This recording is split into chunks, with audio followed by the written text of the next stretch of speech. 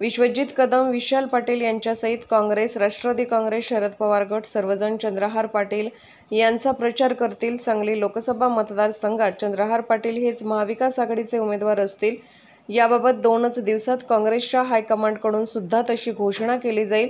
विश्वजित कदम आणि विशाल पाटील यांच्यासहित काँग्रेस, राष्ट्रवादी आणि शिवसेनेचे सर्व नेते आणि कार्यकर्ते चंद्रहार पाटील यांचाच प्रचार करतील, अशी माहिती शिवसेनेचे खासदार संजय राऊत यांनी दिली।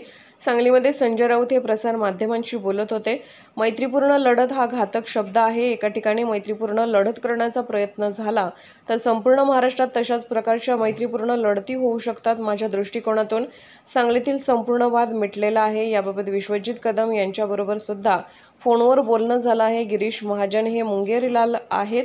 त्यांची जागा दाखवण्यासाठी जळगावमध्ये शिवसेनेने उमेदवार उभा केलेला आहे। जळगावमध्ये शिवसेनेचाच उमेदवार विजयी होणार असून गिरीश महाजन यांनी आपली जागा वाचवून दाखवावी। बेळगाव भाजपाकडून एकीकरण समिती आणि मराठी माणसात फूट पाडण्याचा प्रयत्न असतो। मराठी माणसाचं संघटन मजबूत करण्यासाठी त्या ठिकाणी मराठी माणसांनी निवडणूक लढवणे गरजेचे आहे। तुम्ही ओळखता कोणत्या पदावर आहे तुम्ही सांगू शकता मला? मलाही माहिती असतील ना, असतील की फ्रेंडली फाईटचा निर्णय घेण्या इतके ते मोठे नाहीत कोणीही, आम्ही सगळेच। फ्रेंडली फाईट ही महायुतीत, महाआघाडीत कोणत्याही एकत्र जेव्हा आपण लढतो तेव्हा फ्रेंडली फाईट हा अत्यंत घातक शब्द असतो। तेव्हा मला माहीत नाही कोण काय बोलतं आहे ते।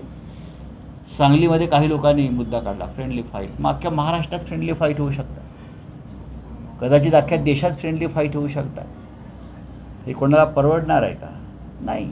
मार्ग काढणं हा त्याच्यावरचा मार्ग। 30 दिवस आहेत, भरपूर दिवस आहेत। म्हणजे मोदी आणि शहांनी भरपूर दिवस दिलेले आहेत, कारण त्यांना प्रचाराला वेळ नाही म्हणून त्याने भरपूर दिवस आम्हालाही दिलेले आहेत। आज चंद्रपूरला मोदींचा सुद्धा दौरा आहे। असू द्या ना, चंद्रपूरला मोदींचा दौरा जरी असला तरी चंद्रपूरची जागा ही काँग्रेसकडे आहे आणि मागच्या वेळेला एकमेव जागा काँग्रेसने जिंकली होती आणि मला खात्री आहे यावेळीसुद्धा काँग्रेसच्याच प्रतिभाताई धानोरकर तिथे विजयी होणार आहेत। मोदींनी आणखीन तिथे 5 सभा घेतल्या पाहिजे। विषय आमच्या दृष्टीने तो वाद आणि विषय संपलेला आहे। काल माझी सांगलीतल्या सुद्धा प्रमुख काँग्रेस आणि राष्ट्रवादी काँग्रेसच्या नेत्यांशी चर्चा झाली। काल माझं विश्वजित कदम यांच्याशी माझं बोलणं झालं। आपण कार्यकर्त्यांच्या भावनांचा आदर केला पाहिजे या मताचा मी आहे, जसं आम्ही शिवसैनिकांच्या भावनांचा आदर करतो।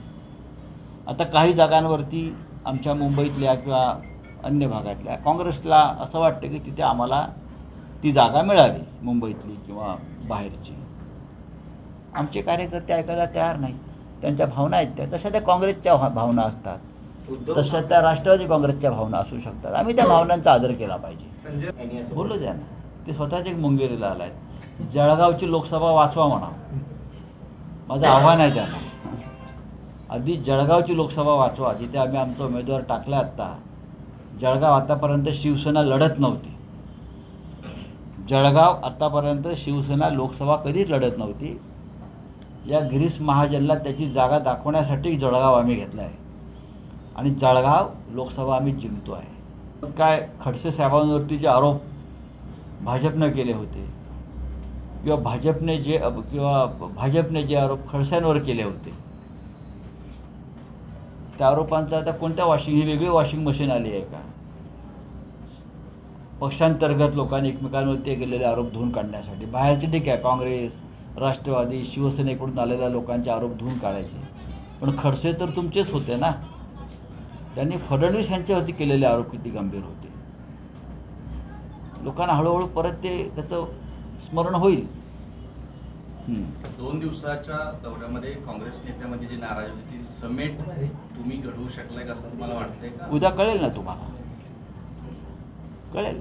काँग्रेस हे प्रचारामध्ये सहभागी होते, स्वतः विश्वजित कदम, स्वतः विशाल पाटील, इकडले काँग्रेसचे सगळे नेते, पृथ्वीराज पाटील असतील, विक्रम सावंत असतील, हे सगळे इकडले जे प्रमुख काँग्रेसचे पुढारी आहेत, जुने काँग्रेसवाले आहेत, काँग्रेसचे कार्यकर्ते असतील, स्वतः जयंतराव पाटील हे त्यांच्या कार्यकर्त्यांना सांगतील, शिवसेना एकत्र काम करू आम्ही आणि इथे भारतीय जनता पक्षाच्या त्या विकृतीचा, हुकुमशाही प्रवृत्तीचा आम्ही पराभव करू. ठीक आहे. रात्री जयंत माझ्या मागावरच होतात ना सगळे शेवटपर्यंत. असं म्हणणं आहे, निवडणूक आपण तिथे लढायला हवी. तिकडले मराठी माणसाचं संघटन आहे ते इकडे तिकडे सरकता कामा नये कुठे. भारतीय जनता पक्ष कायम मराठी माणसाच्या एकीकरण समितीत फूट पाडण्याची योजना आखत असते, कारस्थान करत असतं.